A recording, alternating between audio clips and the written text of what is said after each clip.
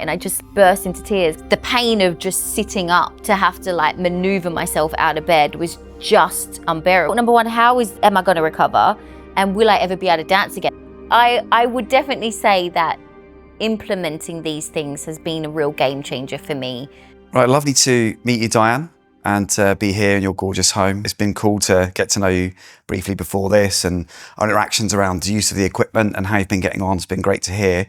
I wonder if you could introduce yourself and what you do. My name is Dianne Buswell and I am a professional dancer on Strictly Come Dancing. I also have a YouTube channel where I vlog a lot of my life. And I am very much into my health and wellness. Before we were talking off camera and you were saying that it's kind of nice to be in that position. We're talking about the impact that you have, because what was kind of phenomenal was the first post you did. I don't think it included this necessarily in a tag initially.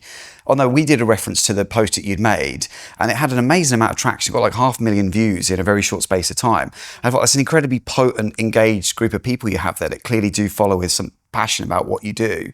And it's beautiful that you're able to have that impact, because all of these technologies do go on to help a number of people. You've felt the benefit of it, and it expands with Oxydise to people with chronic illness, cancer, MS, and then even sports performance and recovery. So it's great that you were able to work with you and you have that kind of audience just to get that message out. But I always realize, like, what does it feel like to kind of have that kind of engagement with what you do and people to pay attention to what you do? Yeah, no, it's really incredible to have that engagement. I mean, I share quite a bit of my life online. I vlog as well as Joe, my partner, and we do share things that we truly believe in. And obviously I have shared about the red light therapy and the HBOT chamber. And I've had so many people message me about like how I feel after it, what are the benefits. And this excites me, because for me to be able to share something that's made me feel so good. I mean, for example, my parents came over here not long ago and I got them onto both things and they loved it so much and found a real difference in it, that I've actually gone and I've got them a red light therapy. And just, I don't know, it just makes me feel good that I'm helping people to see different therapies as well. Sure. that can help you. Yeah. And I realize I'm very, very lucky to have these in my home and, you know, at my footstep. But yeah, I think I like to share positive experiences and things that genuinely make a difference in my life. It's kind of interesting because whenever we work with someone with a profile, we always say, like, we want you to feel the benefit before you evangelize about what we do. Yes. And that's like across the board always the case. No one that doesn't commit to the sessions, which you've done. You've really committed to the sessions when we were having conversations before. And there's no one that does that and just with these technologies doesn't notice a difference. So it's kind of great that you've then been able to commit to it, done the time, and it's benefited you from doing that. Definitely. I wonder if you could kind of give us an indication of why it is particularly you chose to do these technologies, being red light and hyperbaric at this stage. What was it you were looking to achieve with it? There's a few things. Obviously, my body is my tool. I am a dancer, and if my body is not working at its best, then I can't do my job to the fullest. And there's nothing worse than just feeling tired, feeling sore, and having to go to work, put on a smiley face and do my job it's a long hours of dancing. Not feeling great is not the one. So I've always been one to, whatever I can do to invest in my body, which is investing in my job and my career and what I love, my passion, I will go to all lengths to try and do that.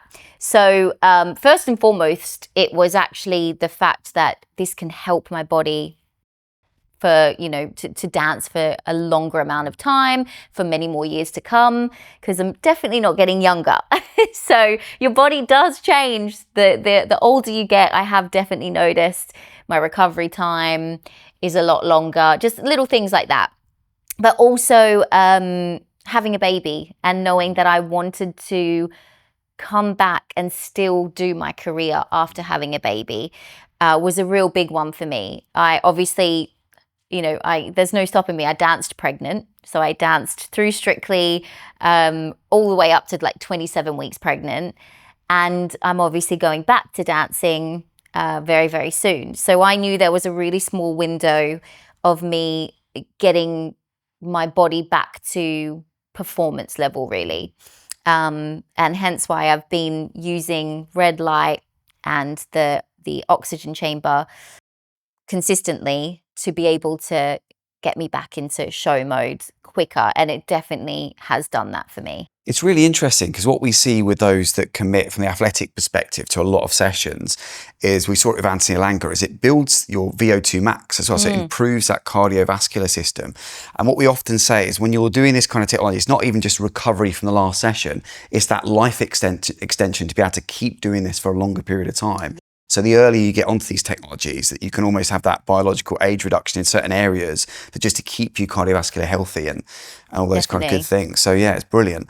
And kind of how many sessions have you done so far? What kind of have you done to date, roughly? Do you know?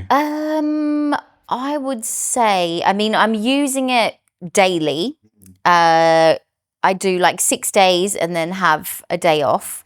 So gosh, I didn't use it when I was pregnant because I didn't. I used it, but basically straight after, and it was an absolute lifesaver. So he is now over 3 months old, so pretty consistently for about 3 months now, and I think that has helped many things. Obviously, recovery. I had to have a C-section in the end, so I had to recover from that.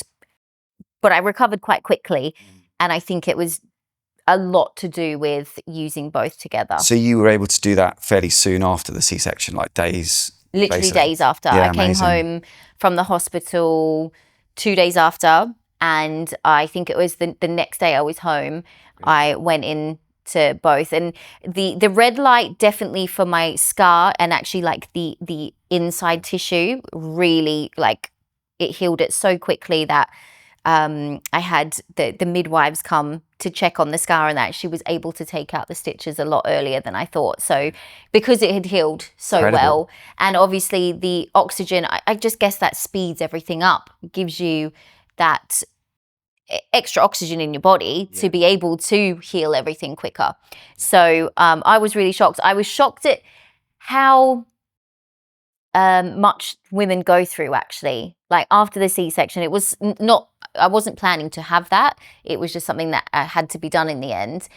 And it's not an easy route out. It's very painful, and there's a lot that your body's going through after your C-section. You know, you've obviously looking after a baby, you've got less sleep, you are trying to heal something that's been, like, you've been cut quite deeply. Your muscles are all trying to repair themselves. Your body's working overtime. I was shocked at the effect that has on you, but also shocked at how quickly my body was able to recover by integrating these things into my routine. And this is, Bowden is your first child? He's little my Bowie. first child, little shout Bowie. out to Bowie. Yeah. So what was it, sort of, you say that the surgery itself is a big undertaking, and those first few weeks you were kind of in a lot of pain, were you? Was your mobility kind of impaired and a bit more bedridden? Is that kind of how it was initially? Or? You basically are bedridden. Also, it's like your hormones are going wild as well. So you've got that on top of pain, on top of having this newborn and wanting to give it all your attention, but also you can't even get out of bed. You're like, to even sit up is like a real mission. There was one night I had to go to the toilet in the middle of the night, and I just burst into tears because the pain of just sitting up to have to like maneuver myself out of bed was just unbearable. Like I was like, how number one, am I going to recover, and will I ever be able to dance again? That was my initial thoughts. I was like, I this is absolutely like torn through my muscles. I'm never going to be able to dance again. I've lost all mobility in my legs. I've lost my core strength. It was very intense. So how long were you kind of in that kind of phase, psychology? Is that something that were passing thoughts, or were you kind of, did that occupy you for a few days? Were you? Yeah, it was, I would say the first 2 weeks were the hardest. And then after that, I like turned a leaf. So I'd say that the main struggle was the 2-week mark. And then I started to, every single day, just started to feel so much better. Yeah, I can imagine it does kind of that dramatic curve in the end, that you go from these kind of incremental benefits to seeing kind of quite dramatic changes, and you're kind of back on your feet. And yeah, it's one of those things. Not like, be when you've got a young I mean, son around that you've got to look after. Yeah, and also, like I say, the sleep as well. Like you're waking up 3-4 times in the night, and so you don't get a full night's sleep, and that's also so important. So you're lacking in so many areas. Your body's just trying to recover, but without the sleep and that, I would like it. Well, it would be interesting to see how I would have coped without using the 2 machines, because like I say, I genuinely feel like that helps me a lot, not only physically, but I think mentally as well. Yeah, it does, definitely. Yeah. I mean, there's studies now coming out for the benefits of PTSD and trauma with the use of this, and depression. So, because you could argue that they're all inflammatory states. So even if it's in your mind, it's still inflammation to a degree. Yeah, definitely. So it's kind of incredible that holistically it is a kind of treatment. And it would be interesting to be able to run that alternative history of like the timeline of the 2 things in parallel with the benefit. Yeah. But it's already been seen, because obviously hyperbaric was first really noticed with wound healing, because essentially that's an exterior wound. You can see a map how quickly it's actually healing from what it should have, how quickly it should heal. So the benefits were seen as a sort of medical benefit from that perspective first. But essentially that any wound within the body is just less observable once it's subdermal.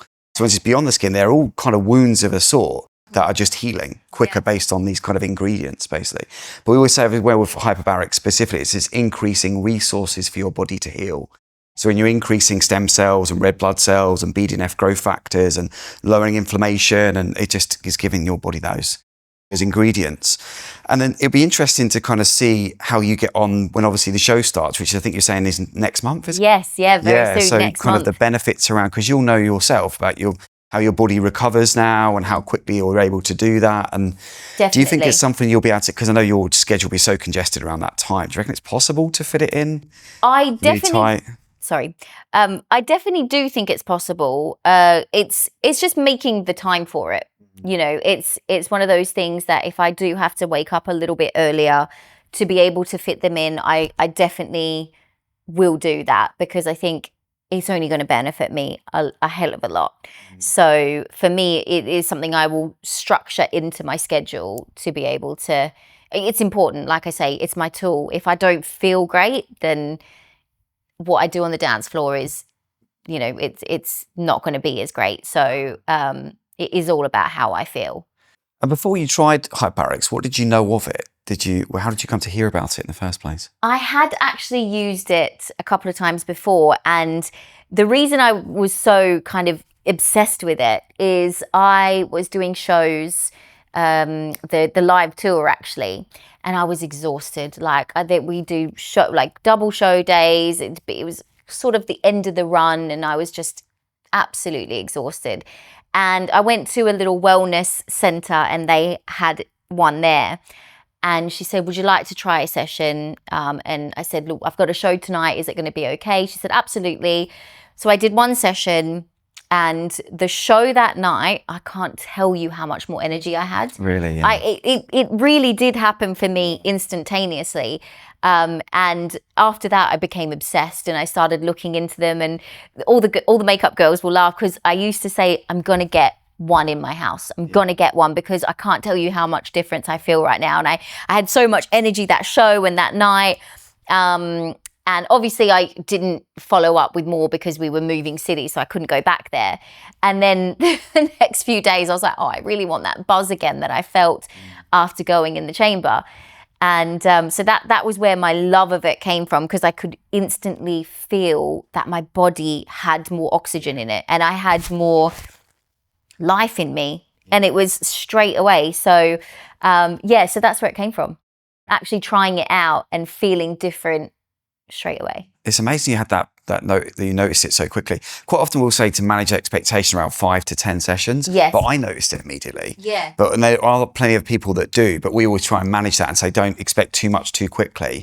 But it is incredible. And I suppose if you'd have been, maybe because you were obviously in the show at that time performing, maybe if it had been outside of that where there's less demands on you physically, how much you notice the difference. But like when your body's under such pressure and you know you're going out to perform at such a high level, you can really notice that distinction. Definitely. I remember I wasn't even like relating it to the hyperbaric, but the day after I'd done it, I did what's called the 300 workout, where you did basically 50 different reps of each exercise as quickly as you can to get 300 reps. You used to take about 23, 24 minutes. And I did it so quickly and felt so good. And I didn't even, until later on, I sort of thought, oh, maybe it's actually related to the chamber. And I now notice if I go 5, 10, 15 sessions, I do notice it increases my endurance. I actually notice that difference.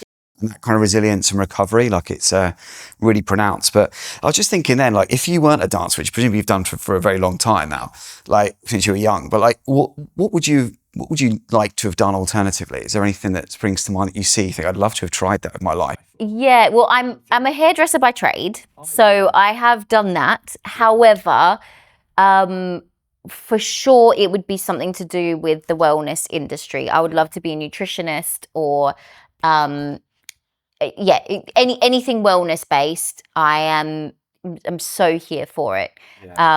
Like different types of therapies and just making your body work at its optimal level. Like I'm just anything to do with that. That's what I would have definitely gotten a bit more into for sure. And what kind of things do you do besides what we're talking about today? What other things do you do that you really stand by are beneficial to you? I mean, obviously diet's a big driver. Yeah, diet for sure. I use an ice bath. So I've used that for quite a while now. I did a TV show a few years back called Freeze Your Fear. And that was working alongside, what's his name? I should know this. Is that a TV presenter, is it? No, he's the Iceman. Oh, Wim Hof. Wim Hof, yeah, sure. So that was working beside Wim Hof.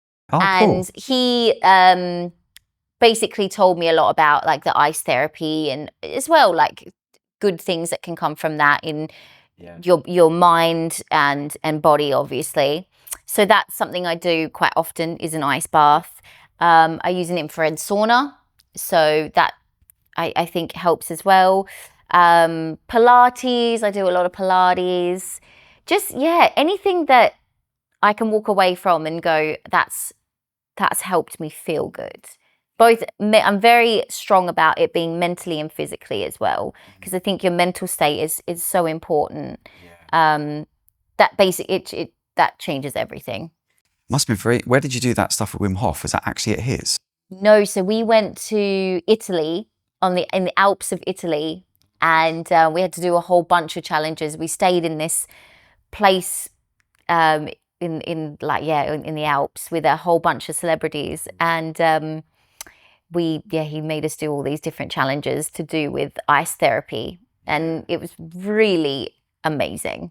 Because his story's got an element of tragedy to it, hasn't it? He lost his wife, I think, committed suicide. He lost his wife, and he told us exactly how that all played out. And it was mainly for him when he started ice therapy more of a mental thing. And then he started to see the physical changes in his body. I mean, he is incredible. Like he can swim underwater like ice water. Ridiculous amounts of, like he's got the world record for it, I think. What, holding his breath underwater? Holding his breath underwater because of his... like he can just hold his breath for ages. Like there's so many things he can do. You do that breathing practice. I've done his breathing, So you can end up holding your breath for an extraordinary length of time, like almost immediately. Far longer than I thought I was capable of. Yeah, his breathing thing did weird things. Weird things to me. I went a little bit crazy with did you? Yeah. What, like kind of spiritually kind of... Yes.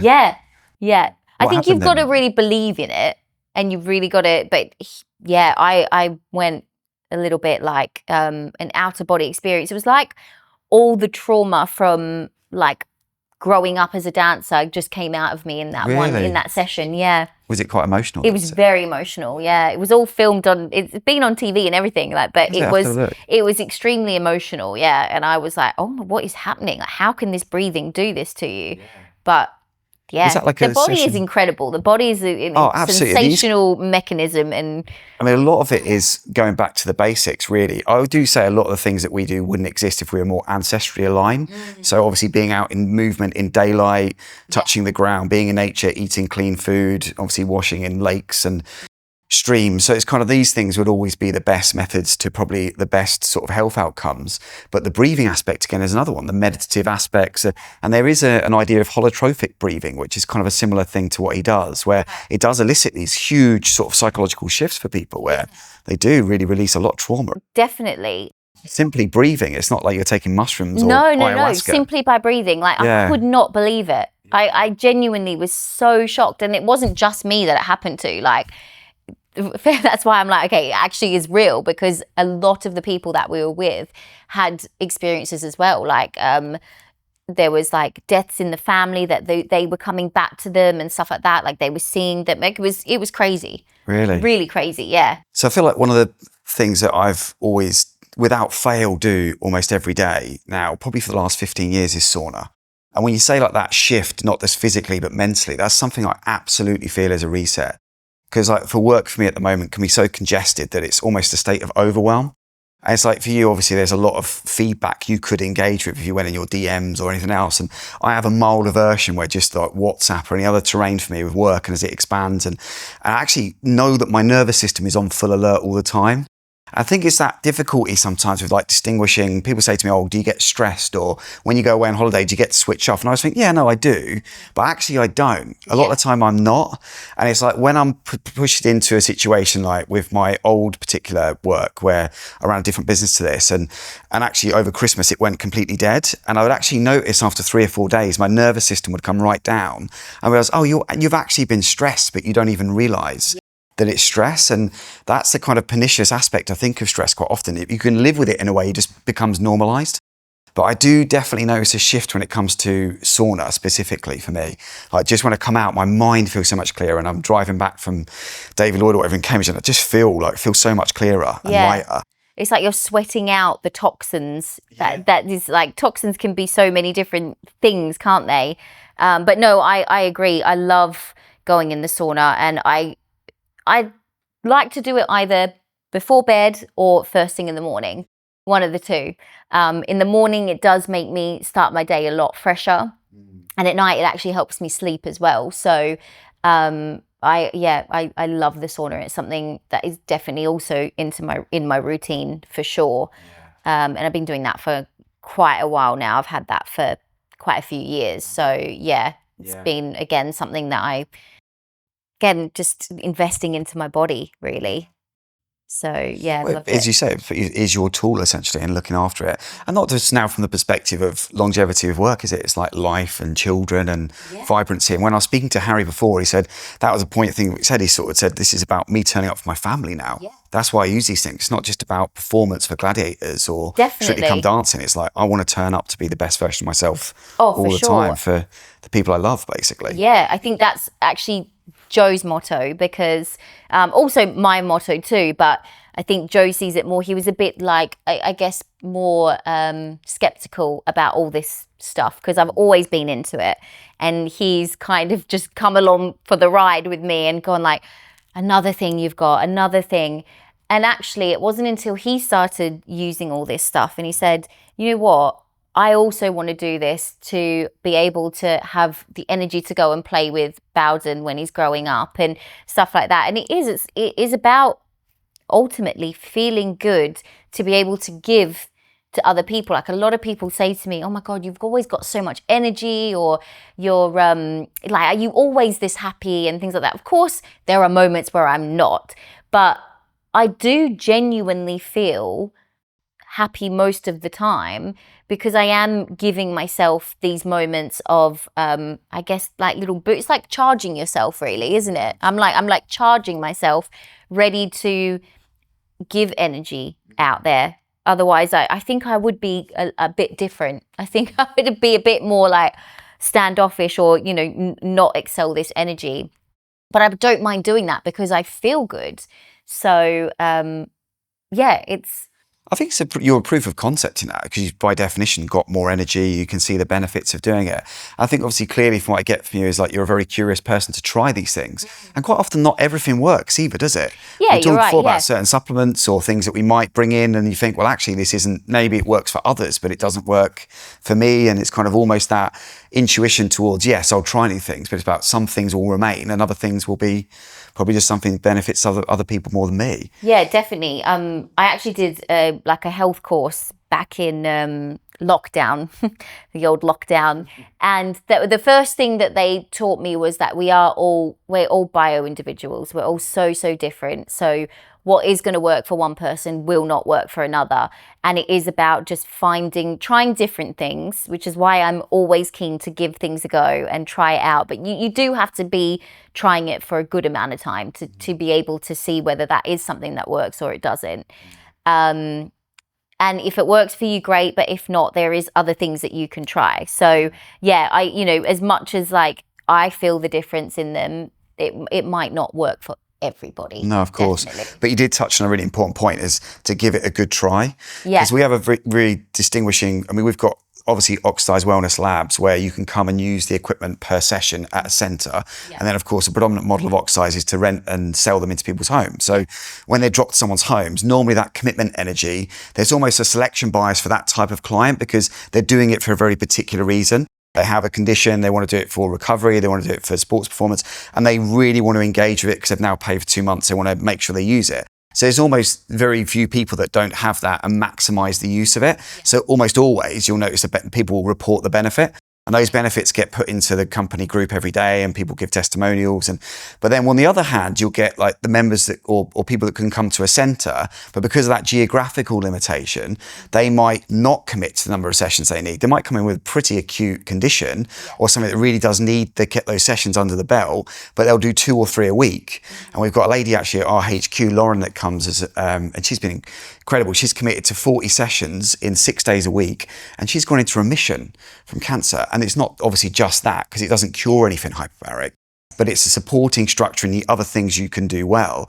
But I love that kind of commitment. If you do actually commit to it, then it's just down to whether or not it works for you, quite frankly. But a lot of people can come in and they can be skeptical of something or not engage with it enough. But these kind of things particularly do need you to really make the effort and stick to it. I mean, it's science, isn't it? There's the science behind it, which is what I love. And the fact that like, the more isn't there like a statistic about the oxygen that we're actually breathing in? Like what is so we're at 21% now, which is insane to me, blows my mind. And then when you're in the chamber, it's at 93% coming through the mask, which is like, even just that in itself is mind-blowing. And that's not taking into account the pressure that's acting on you to push that deep into your blood plasma and tissue. So yeah, see, and actually when you look at how oxygen composition is now in the atmosphere, you've got 21% oxygen and then 79% is actually nitrogen. But what the actual concentrator is doing is stripping away the nitrogen. That's all it's really doing. That's its activity. So it increases that concentration of oxygen coming through the mask. But it's really the most important factor is the pressure acting on you. Yeah. Because technically you could breathe oxygen now, feel there is benefit to be had, but actually it's the pressure aspect that is what's getting it deep into your blood plasma. And the odd thing is actually the majority of the benefit of hyperbaric is when you get out of the chamber. It's not necessarily when you're in it. You're lowering inflammation and you're taking yourself into parasympathetic nervous system. But when you step out, because you are offboarding the gas, as we say, so the oxygen, it sends a mild survival signal to your brain that you're losing oxygen. So that's when it sends all these recovery pathways online to increase stem cells, BDNF growth factors. And so it's actually when you get out is the majority of the benefit. There you go. See, every day's school day. I didn't know that. It's very true. So you're actually technically, if you had the time, a lot of people say, oh, can I do a 2-hour session in a day? Actually, you're better off doing 2 1-hour or 2. Potentially, I reckon science could become more robust around 2 half-hour sessions. Normally, we'd say make it an hour minimum. But if you activate that mechanism twice, then you're much better off doing that than you are 1 long session. I see. Yeah, so it's interesting. That's so interesting. Yeah. So it's because you do feel this intense amount of pressure as you're releasing the air, don't you? So that's the bit that you say is like your body goes into a bit of a survival mode, really. Well, when you come out, obviously you're readjusting to normal atmosphere. I see So what you as mean. you're doing that, the oxygen can't be held in your blood plasma because the pressure isn't high enough. So it's offboarding, the oxygen is now leaving, but because your brain can't distinguish exactly that you're not losing all oxygen, you're just losing oxygen through the bloodstream, that's when it sends those recovery factors in. So they're proven to now increase. So stem cell production in a 1.5 ATA chamber, so you have within 10 sessions, 500%, roughly 400 to 500% more circulating stem cells than you would have just at a baseline. So just think of the increased resources your body has to heal. There was like a fascinating self-experiment by one of the leading people in hyperbarics called Joseph Tottori in the States. And he's a kind of big character in the space. And he stayed underwater in like this livable habitat that he had underneath the surface. And it was roughly mimicked to about 1.5, 1.6 ATA, oh no, 1.75 ATA. So a little bit more than the pressure of that chamber. And he reduced roughly in the 60 days he was under there, his biomarkers by about 8 years. So his rough biological age reduced by 8 years, yeah, by living and eating and exercising in this system. And it's been mimicked again by Brian Johnson. He moved his biomarkers better than any other modality that he's used. And I was saying before that an Israeli study done a few years ago, it came to exactly the same outcomes that Brian Johnson did. So the reduction in senescent cells, the number of dead zombie cells we have in our body. So they reduced in 2 months, something like 38%. Telomere length increased by like 27%. So the caps on the end of our cells are protective to our cells. So they're like longevity markers. And yeah, they just like that. It's incredible. It is amazing. I do need to do another, because I've actually done this test before, the biological age test. Oh, have you? Yeah. Before I started any of these treatments, and I was a bit upset because I was 2 years older than what I was, and basically they told me that it's very normal for somebody that does a lot of physical activity. So in my case, dancing. You know, this is when I'm doing tour after tour. Like my body wasn't having any break. Did you have really. the test around that time? Yes. Yeah, that will make a big. And so it just, I think that's where I got my like, okay, I need to do something about this, because I you know, obviously I love what I do, but it really gave me that sense of actually you do need to repair your body. Your body, like I say, is my tool. I'll keep going on about it, but it made my brain go, whoa, okay. And I eat really healthy. I try and do all the things you should, but it's just the physicality of my job. I do need to replenish it. I need to do things that can help me. So I want to try another test. That'd be interesting to see if I've gone down. Yeah, I certainly do think you can't underestimate if you're doing a test like that at a time when your body's under huge duress. That will definitely impact the results. And actually, a lot of these tests can have quite wild deviations, depending on even timing. Right. So like even particular meals that could be inflammatory can alter our biomarkers. I mean, you think that actually exercise itself is what you call a hormetic stress. So if you were doing the most intense exercise that you would do, if you looked at yourself at a cellular level, you'd actually look like you were dying. Yeah, That's essentially what's happening. So if you then go and test someone very close to that level of stress, it's not in the recovery. Right. So it does make a big difference. If you had like 2 months where you were a little bit more at ease doing the recovery protocols, it could have a wild deviation. Okay, interesting. Yeah, because they even say with certain testing, particularly men with testosterone, doing it after you've eaten or later on in the day can have a big impact on how it would appear. Okay, so it changes quite a lot then. Yeah. Right. Yeah, and it's also looking at some of it, particularly with that kind of test with men, there's often an absolute test about how much testosterone you have, but it can be circulating testosterone, but it's not necessarily being used by the body. Right. So there's kind of binding globulins that allow your body to use that testosterone. So some men can have lower testosterone, absolute, but actually they make much more use of it. So people can be told they need to go on TRT, but actually their body's way more efficient at using it.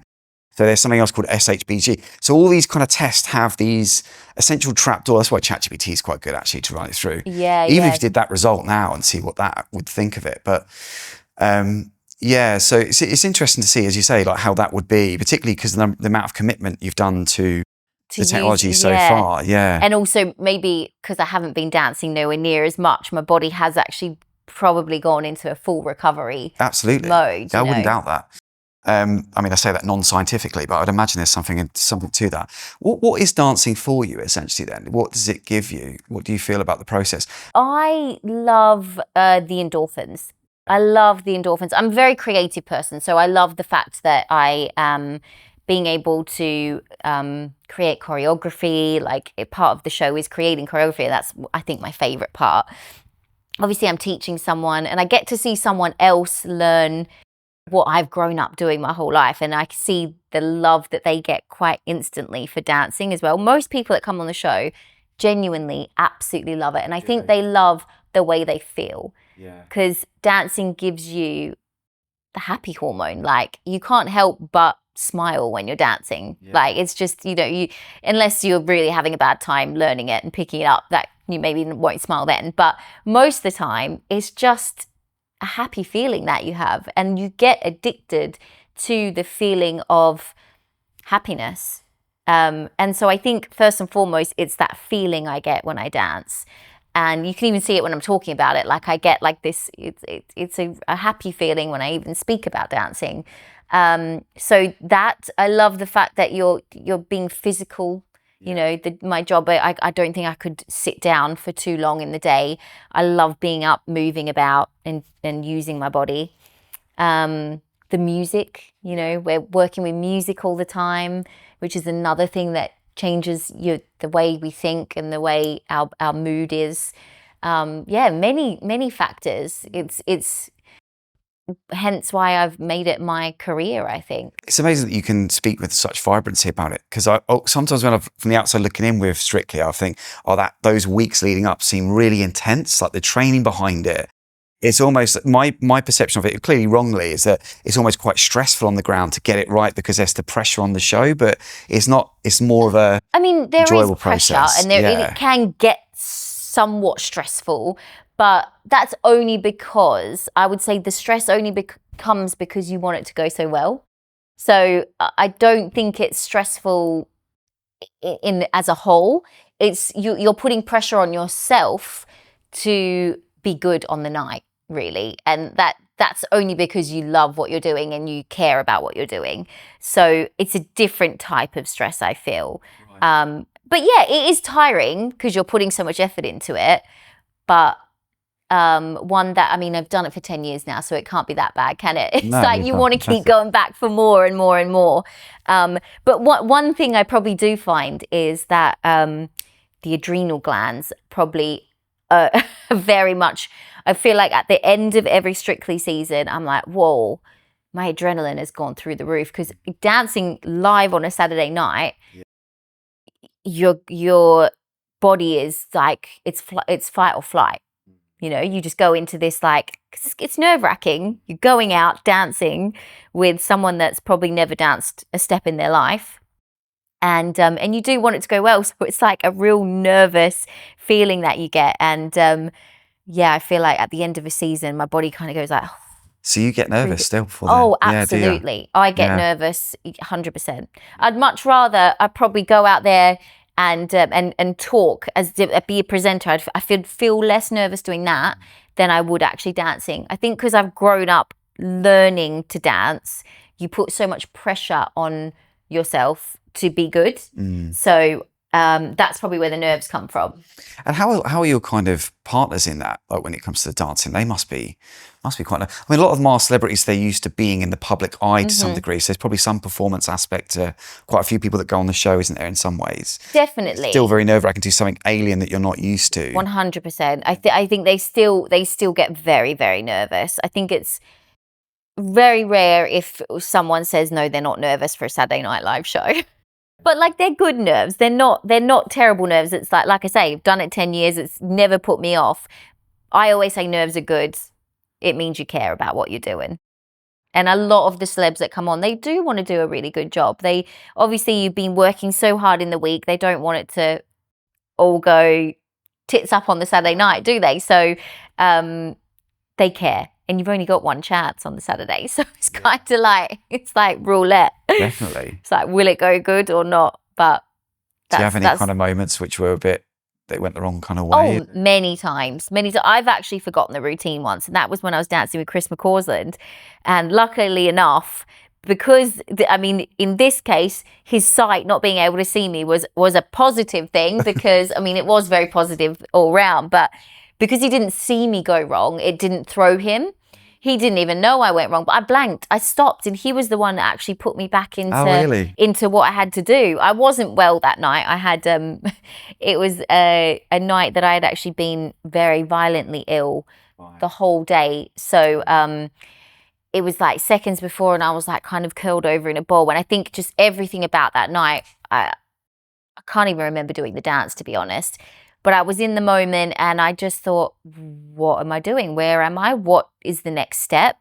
And Chris was behind me, and it was his guide that actually told me what to do next. He led me through it. So yeah, amazing. I told him after. I think Craig said to him, that he forgot a bit of the routine. And because he was always behind me, I actually couldn't say back that he didn't, because I didn't know. I wasn't sure what he had done behind me. And it wasn't till after, and I watched it back, and I was like, Chris, I have a confession. It was me that went wrong. You did everything perfect. So yeah, the pro To be went fair, wrong. you soldiered on. If you feel like that, you have to go out in front of the nation, Yeah. form life. That's hard. It was really, really tough. a And lot. it was one of the dancers of all dancers that he actually spun me up above his head, and he was constantly turning that all white outfit on. He was wearing white. We joked to this day, like that white outfit could have been a completely different color by the end. But honestly, I was so ill going into it but I didn't want to let him down, because we'd been working on this dance all week, and it was a special one. It was his couple's choice. So it's one that he chose the song. It was about, it was a big moment for him. And yeah, I had to be ill for it. But luckily, we made it to the final, and we got to do that dance again in the final. So we did it again without the mistake. And I feel Incredible. much better to this day. If I had never been able to do that again, I would have been so gutted. But we got to do it again, and I got to do it all right. So I wondered if you could just tell us some of the benefits you've had with hyperbaric oxygen specifically. So some of the benefits I've had with hyperbaric oxygen have been, I would say definitely my energy levels have definitely increased, especially at the moment with me maybe getting a little bit less sleep. Obviously having my baby 3 months ago, that comes with a lot of sort of sleepless nights, as you will. He's up, quite a few times in the night, but using the hyperbaric oxygen has definitely made me feel more, I'm going to say more human in the day. Just giving me that extra boost that I need to continue. I think also with that carrying on night after night, you actually do end up feeling like a little bit drunk in a sense, like waking up feeling like you've got a hangover and stuff like that. Whereas I haven't really had that with using the oxygen, giving me like life, really, mainly energy, I would say, for that. And I don't know, because I've been using the red light as well, what has been doing what in a sense, because I like in terms of my scar from my C-section, I've healed incredibly well with that, in many ways actually. Like the actual cut itself healed very, very quickly. I was able to return to exercise quicker, and my feeling after exercise I thought would be horrendous, but I was very pleasantly surprised. Like I have actually gone back and danced for the first time last week. And I was really dreading it, to be honest. I thought I'm not going to be able to dance like I did before. And I was fine. I danced exactly how I did before. And after I actually took the rest of the week off, because I was like, I'm not going to be able to move. I won't be able to do anything for the rest of the week. But the next day I was like, absolutely fine. So I feel like it's just in recovery, and for what I do, it's given me the extra oomph that I need. And when I asked the same question with red light, although the two will be working together to heal that scar quicker, but traditionally wound healing is a red light thing. So the red light therapy, it's such a beautiful thing to do. Like it feels really therapeutic, number one. Like I love that time that I go on the red light, and it's not too long. Like I do 12 minutes on each side. And I always, without a doubt, fall into a really deep sleep actually, on both sides. Like it's like a really lovely nap for me. So that's a big bonus. I love the feeling of it. But I've noticed a big difference in my skin. I've had a lot of people message me. I do weekly vlogs, and a lot of the comments on my weekly vlogs are, your skin, Dianne, looks so much better. What have you been using? And I would put it down to red light. Red light therapy has just made my skin much more glowy. I feel like it looks like more youthful. And I guess that comes down to also like the scar has healed over very, very nicely. So yeah, I'd say skin has been a big thing for the red light. And using it in conjunction with the hyperbaric oxygen has just given me an extra boost for sure. That's great. You Yeah. look great. But I didn't know what you looked like before. So. No, I feel good. I think sometimes when you feel good from the inside, you radiate from the outside as well. So that's the biggest thing for me is feeling good. You know, sometimes it's not about what we look like, is it? It's, for me, it's always an inside been job, isn't it? Yeah, 100%. It's always been what you feel like is the best thing for me. Yeah. It's amazing. One of our clients actually had a terrible accident. He was in a car accident, really high performing guy, trained twice a day, property developer, has a car accident, snaps his spine. Yeah. He's now doing everything he can to repair this. We've become really close friends, actually. He was one of my original clients when I was on the phone of Oxydise 3 years ago. And I'm tracking, he's gone out to do stem cells now in Mexico, and he's going through all this rehab. It's incredible. You've actually seen him now begin to walk, where he was told it was being possible and that the snap was too great. And he's not listened to that. He's such a determined person. Yeah. But he does red light every day. Yeah. And between seeing him, I went down to him. He lives near Eastbourne. He moved from London towards Eastbourne. And I literally, the first thing I saw, I put him out 5-6 months.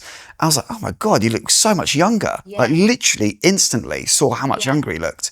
And he's like, yeah, everyone keeps saying to me, I look like, it's like, that is the power of like this stuff. You do it all the time. Definitely. But he did, he looked noticeably younger, years younger. My mum and dad came and stayed for 5.5 weeks with me. And every morning my dad would wake up and go, right, I'm off to do the red light now. And he would do it. He'd actually do it twice a day. He did it in the morning and then he did it in the evening before bed as well. I noticed a massive difference in the way he looked, in the way he was acting. He said he's obviously been through a lot. My dad, he suffered with cancer and he also had an open heart surgery. So he had a bypass surgery. What, similar time? Last year, a year ago to when he came, it was 1 year. He said he noticed a difference in his massive scar down the middle. He said that's always for him felt a bit tender, and he's always felt like, in a sense, that he goes, I feel like sometimes if I do activity and things, almost feels like it's going to split open. Like it always felt a little bit like it hadn't recovered yet. He said after doing this, he felt so much stronger in his, because it's a big cut.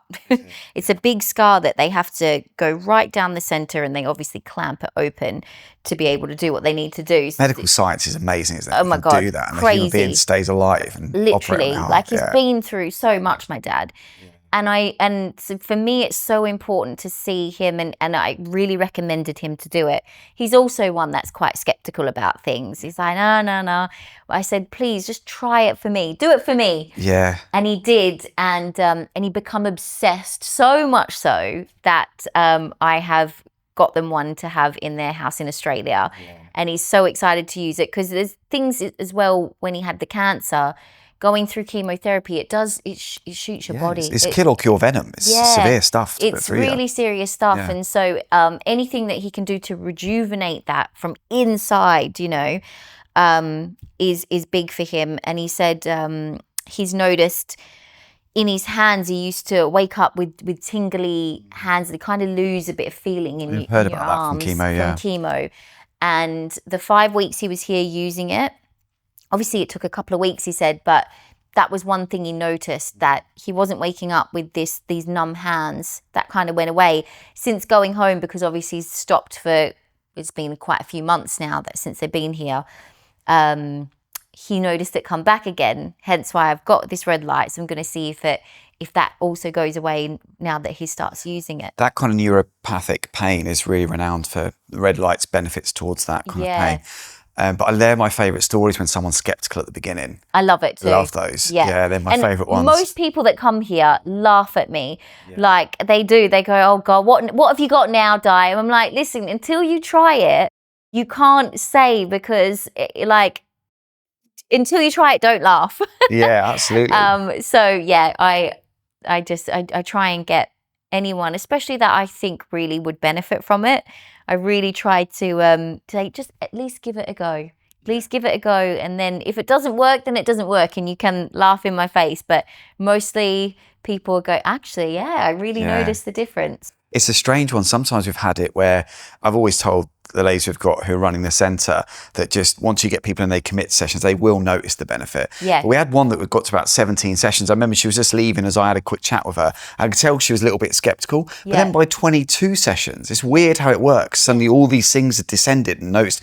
I think it kind of happens almost, it sort of lands on you almost, it's difficult to observe sometimes. And you realise, oh, I've been able to concentrate for longer over the course of the day, or I've just had more energy this day, or my mood's been a lot better for the last week. That's kind of how it often descends, those kind of things. Definitely. But if you've got clear cause and effect with pain, then you can't help but notice that. Yeah, like for back sure. pain a lot is quite common with people coming into the centre, and its benefits are incredible. I would say to someone that is skeptical about the hyperbaric chamber and the red light therapy is to just give it a go. Try it out. Try it for a certain amount of time so you actually do see the effects. But there's no harm in trying it. It's not going to do any damage to you. If anything, you're just going to see the benefits. But definitely try it. I would definitely recommend this as something for people going through postpartum to try. For me, I've had exceptional results. So yeah, I would definitely recommend this as a part of the postpartum recovery for sure. If I was to strip things back and I could only use a certain amount of things in my routine for time-wise, I would definitely continue with the red light therapy and the hyperbaric chamber. Before trying the hyperbaric chamber and the red light therapy, obviously you're always wondering, like, is this actually going to make a difference? Is it going to change anything? I think everyone has that in their mind. But genuinely, from my personal experience, it's made such a huge difference. I think both mentally and physically in terms of my postpartum and just, recovery after the C-section for sure. Obviously, this was my first child, so I wasn't aware of what it would feel like postpartum. And it's quite a lot on the woman's body. You're going through hormonal changes. You're going through changes in your body, physically, the way that it looks even. Like there's just so many changes that we go through as women after giving birth. And I do honestly believe that anything that can make us feel better in ourselves is worth a go. And for me, this really, really made me feel better from the inside out. So then I just genuinely felt better in mentally, physically. I was happier being a mum. Like I've absolutely loved being a new mum. And I do think it's down to things that I've also implemented. I'm very lucky that I've been able to implement these things, but I do feel it's made a difference in my postpartum recovery. I would definitely say that implementing these things has been a real game changer for me, becoming a new mum. Big drive of the company was to reduce the cost because it is a cost prohibitive product, but the benefits are so wide varied depending on what someone's presenting issue is. We just wanted to get that equipment out as far and wide as possible. So we've always worked towards reducing the cost and improving people's access. And every day in Oxydise, we have conversations with people with very complex needs. And it's on us to then make those reductions of the cost of it so that they can access it. And we've often put people on payment plans long before we were able to get third-party finance for the equipment. So therefore, when we were giving someone a payment plan, we were paying for that ourselves. And actually the cost of the equipment itself for us is quite a big cost up front. So we gave people that access and we continue to try and drive the price down in the market. But it was a big driver of getting into the market was one of the companies in particular that dominated it. We're charging an extraordinary amount for the equipment. And we just knew you could go in and make a profit and be a reasonable company, but increase that access. Yeah. But the rent to buy particularly is the most popular option because people can have it for 2 months. Once you've had that proof of concept like you have, you've used it and you really notice the benefit, there's very few people that want to hand it back at that phase. Yeah. So it proves to them they're going to get the benefit to then make that kind of outlay. And then at that point, quite often we renegotiate terms. And if they are technically, in some cases, registered even disabled, we can take the cost of the VAT off, which is something we otherwise absorb. So these kind of options are always available to us to try and increase that democratization of the access to it. The common question we get is often like the claustrophobia factor. And I think you've had some of that on your feedback from your socials. Like, how have you felt with that when it comes to getting in the equipment and in the chamber and using it? Have you kind of felt any of that? Yeah, I understand why people would ask about being claustrophobic, because I mean, when you look at it, you think, how am I going to get in there for an hour and be in like in this bubble? I also thought the same. I was a bit worried about the claustrophobia of it. But it's weird, the minute you get in there, there's no sense of claustrophobia at all. Joe was exactly the same. He was panicked about going in there, went in absolutely fine. My dad went in absolutely fine. Everyone that has actually said to me the same thing has gone in and not been scared at all about this claustrophobia. And I don't know what it is. You probably know better than me, but maybe it is the fact that you've got this oxygen going into you, and you have a sense of calmness from the word go. So yeah, I don't know what it is, but there's nothing that gives me a sense of claustrophobia in there at all. It's kind of the most common feedback we would get on socials, because it's a perception. People look at the picture and they think, oh, I can't imagine myself getting in there. And it's actually more common in women to feel I wouldn't want to be confined in a space. So, but we've never had anybody to date get in a chamber to do their session and then want to get out afterwards. Yeah. But yeah, theoretically, you're touching a good point. Like, it's the idea that under the influence of oxygen, it kind of relaxes us. So it takes us into parasympathetic nervous system.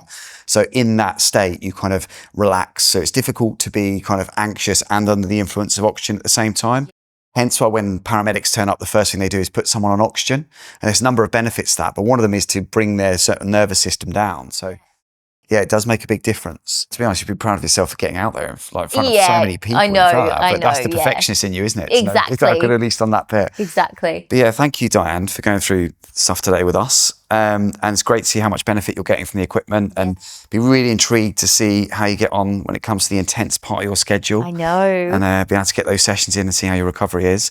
And then potentially doing that test again down the line and seeing what kind of results can be achieved, because it's really significant. We often say to athletes that start with us, we've got a lad that's come on with us who's 20 years old, and it's like your career extension going into potentially winning a contract. He's a professional football player, potentially winning a really decent contract in your mid-30s, and even going towards 40 if you look at Ronaldo and what he's done in the space of playing for an international football team at 40. So all this is all possible to reduce those markers. But yeah, thanks so much. Thank you so much. Thanks for chatting with me. No worries.